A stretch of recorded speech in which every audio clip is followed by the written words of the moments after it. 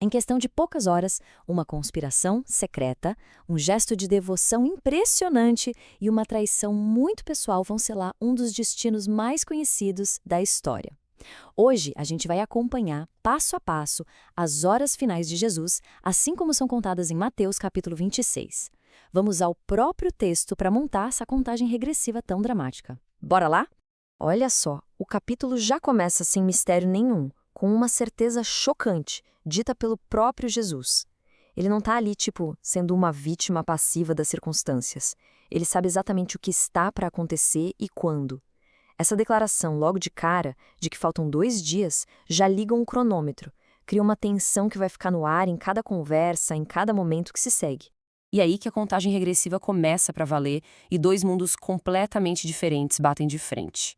De um lado, nas sombras, uma conspiração mortal está tomando forma. Do outro, à vista de todo mundo, acontece um ato de devoção, assim, radical. E é justamente o contraste entre essas duas coisas que ajuda a gente a sentir a tensão absurda desse momento. Lá nos bastidores do poder religioso, o plano já estava traçado. Caifás, o chefão dos sacerdotes e os outros líderes, eles não estavam mais discutindo se iam fazer alguma coisa, mas como iam fazer. O grande problema para eles era a popularidade de Jesus. Imagina só, agir no meio da Páscoa com Jerusalém lotada de gente que seguia Jesus. Ia dar muito ruim. Então a estratégia deles dependia de 2 coisas: sigilo e achar a hora certa. Enquanto esse plano está rolando por baixo dos panos, a cena muda completamente. A gente vai para um jantar em Betânia.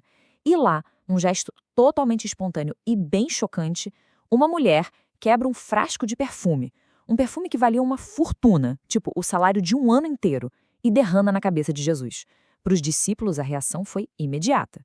Que desperdício! A indignação na sala era óbvia. Mas olha só, onde os discípulos viram um desperdício, Jesus enxergou algo totalmente diferente. Ele não só defende a mulher, como eleva o que ela fez a um outro nível, um nível profético. Para ele, aquele perfume não era para o agora, mas para o futuro que estava batendo na porta. Era como um ritual de funeral, sabe? Uma preparação para o sepultamento dele antes mesmo da morte.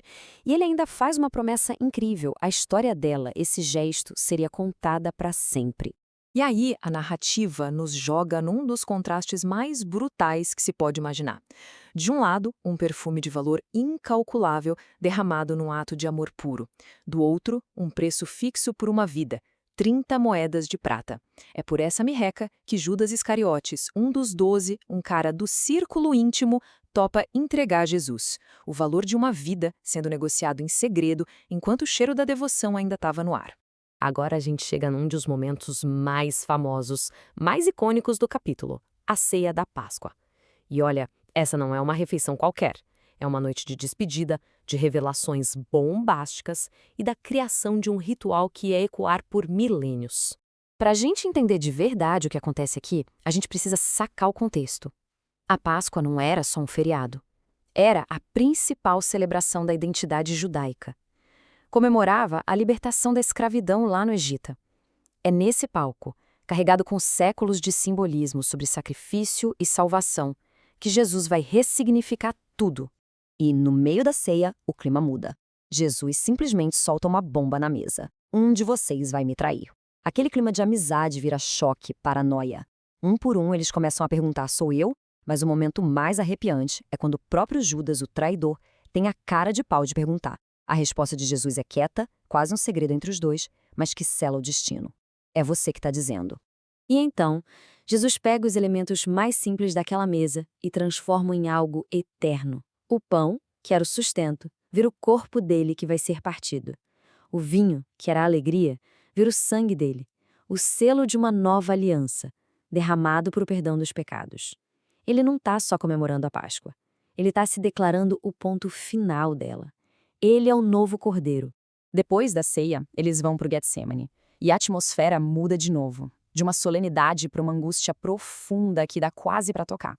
É aqui que a gente vê o lado mais humano de Jesus, encarando o peso do que vinha pela frente, enquanto os amigos mais próximos dele simplesmente não conseguem dar o suporte. Essa cena no Getsemane é um retrato da solidão absoluta. Pensa só, 3 vezes, Jesus vai buscar o apoio dos amigos mais chegados. E 3 vezes ele os encontra dormindo, incapazes de dividir o peso daquela agonia. A oração dele é um grito, pedindo se não tinha outro jeito. Mas toda oração termina não com um pedido, mas com uma entrega. Seja feita a tua vontade. Enquanto os discípulos apagam de cansaço, Jesus trava uma batalha espiritual gigantesca, completamente sozinho. E então, o momento inevitável chega. A solidão da oração é interrompida de repente pela chegada de uma multidão com tochas e espadas. A conspiração que foi planejada no escurinho agora aparece na luz da noite. O sinal escolhido para a traição é de uma perversidade.